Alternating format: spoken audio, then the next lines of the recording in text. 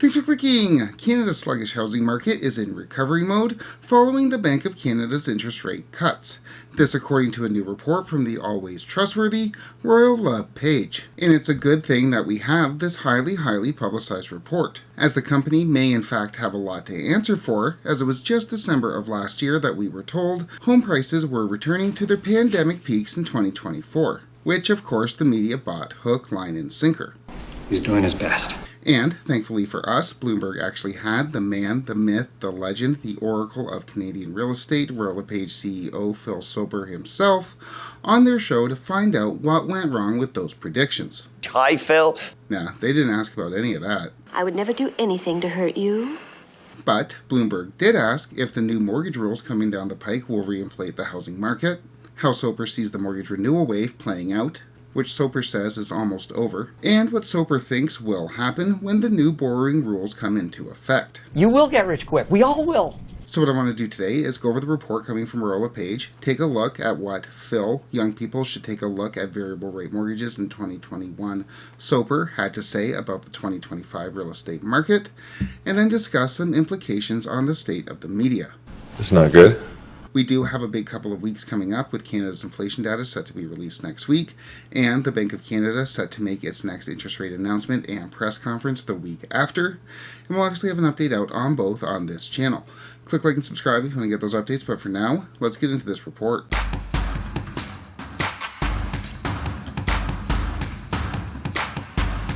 On to the report. The Royal LePage report started out by at least quasi-addressing the elephant in the room, that despite 3 rate cuts coming from the Bank of Canada, buyers still aren't buying, which no doubt must have come as a surprise to the company, given that previous Royal LePage polls found that half of sideline buyers were just waiting for cuts to jump in, with 28% of those who had put their search on hold ready to buy once the bank cut rates by 25 to 100 basis points, or, as the Financial Post put it, 51% jumping in when the bank cuts rates. And I really need your help. And as to why buyers aren't buying, Royal LePage says first-time homebuyers are taking a wait-and-see attitude. As with prices staying flat and rates declining, they perceive no penalty in waiting to buy. So, despite 3 rate cuts, buyers aren't buying as they perceive no penalty for not doing so. So, then, it's not a lack of supply or economic fundamentals that the industry thought would drive up prices, drive up demand, but rather buyers perceiving a penalty for not doing so.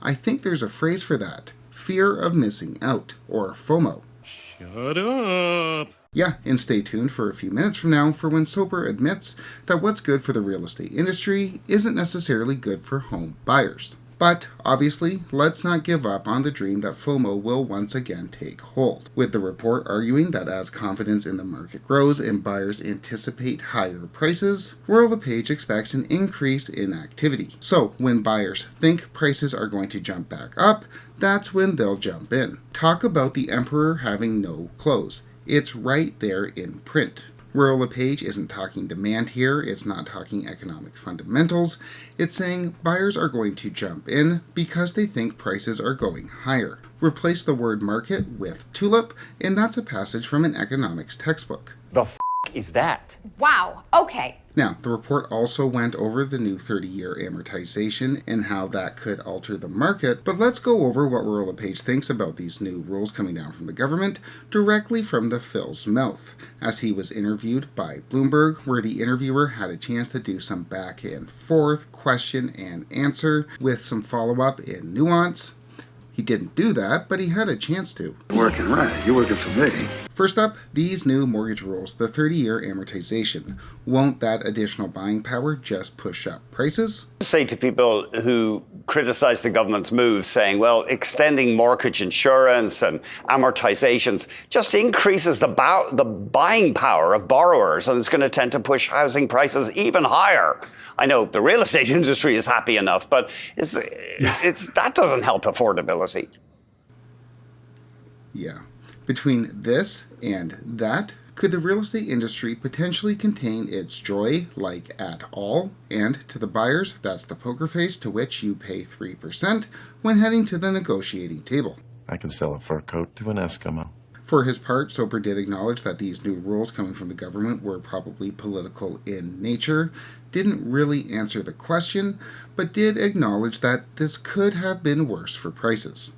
I applaud the regulators for picking a down market rather than an exploding market to introduce a policy like this. And yeah, we've talked about that before on this channel. Had these new rules come down the pike in, say, 2021, 2022, when the market was already hot, we could probably almost 100% expect an increase in prices. With that said, that's what Phil Soper said when he's on TV looking at the report. Royal LePage thinks that previous price increase forecasts are set to materialize in 2025. But what about the renewal wave that we've talked about so much on this channel and has been so much in the media? Doesn't that hold the potential to bring a lot more supply to the market? Well, Soper says, actually, that renewal wave is almost over. They are facing higher borrowing costs. What effect will that have on the housing market when they have to, as they renew at a much higher interest rate? Yeah, much less than some would lead you to believe. We're over halfway, considerably over halfway. We'll be 3/4 of mortgages written during those pandemic lows will have rolled into post-pandemic rates by the end of 24. What? How is that possible? Did everyone take a 3 and 4 year fixed rate mortgage in 2020 and 2021? Well, it must be. He just said it. So, the Bank of Canada is warning about this renewal wave coming up. We've seen article after article about it. The banks appear to be pretty worried about it, putting away almost $1 billion worth of loan loss reserves, but Phil the Oracle Soper says we're good to go by the end of 2024. I'm assuming there's going to be a follow-up. I'm not expecting that to be a significant factor on the market in the year ahead. What would you say to people who criticize the government's move, saying, Yeah. Now, while not many of the news articles that we usually get on the renewal wave cite their sources, Soper's statement is very close to ridiculous on its face, as the Financial Post has reported that 35% of mortgages are renewing in 2026. David Rosenberg noted himself that the renewal wave is backloaded, with about half occurring in 24 and 25, and the other half occurring in 26. So it's not overly clear where Soper is getting these numbers from. But let's do Bloomberg's job for it. Why stop now? Let's check the facts. Let's go grab all the mortgage data from Stats Canada, taking a look at how much was advanced at what term during the pandemic. We'll import that data into Excel and add up all the insured and uninsured mortgages that were taken out, totaling $1.05 trillion between 2020 and 2021. Let's isolate those mortgages that were just 5-year fixed, and we get a total of $389 billion worth. So, just with those, that's about 36.8% of mortgages coming up for renewal in 25 and 26. So, by definition, 3/4 of pandemic-written mortgages were probably not going to be renewed by the end of 2024. And remember, those numbers aren't even counting those variable rate mortgages with fixed payments. According to that Stats Canada data, 34% of mortgages taken out during 2020 and 2021 were variable. And if that doesn't tell you everything you need to know about the real estate industry. But 34% of mortgages taken out were variable, and the Bank of Canada says 8 of 10 out of those were static payments, meaning that most of those 34% have not renewed, have not seen a change in payment either. Therefore, unless Phil Soper is using some data set to which the rest of us are not privy, then I'm not exactly sure where he's getting the idea that 3/4 of mortgages that were written during the pandemic will have been renewed by 2024.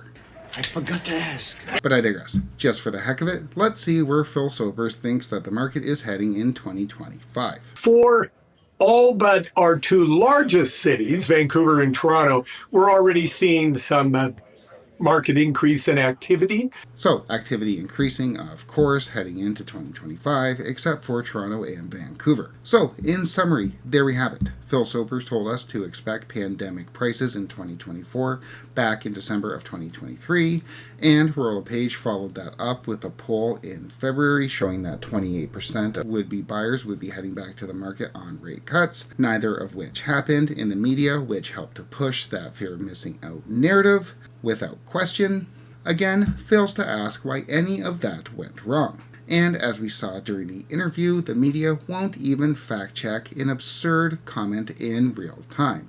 Like, it didn't even make any sense. 3/4 of those mortgages written during 2020 and 2021 have renewed, when we all know that most people take 5-year fixed rates, or at least a large portion of them do. It doesn't make any sense. Is this like a math issue for Bloomberg? I'm no good at math. Yeah, so as we saw, these experts can predict whatever they want and are not checked one iota by the media. So remember that as this all goes on and the media parades expert after expert on their shows, telling you exactly what's going to happen in 25 and 26. I don't purport to know either, though I can also do basic math, even on my feet. Whoa! As such, as always, we've seen what the experts have to offer, and we've seen what the media has to offer as well. Therefore, when deciding whether or not to buy your first home, don't trust the experts, don't trust the media, trust your own budget. If you like the home, it's in the budget, consider buying it. If you don't, then don't. We will obviously continue to do our best to track Canada's real estate market on this channel. Click like and subscribe if you want to get those updates, but for now, thanks so much for watching.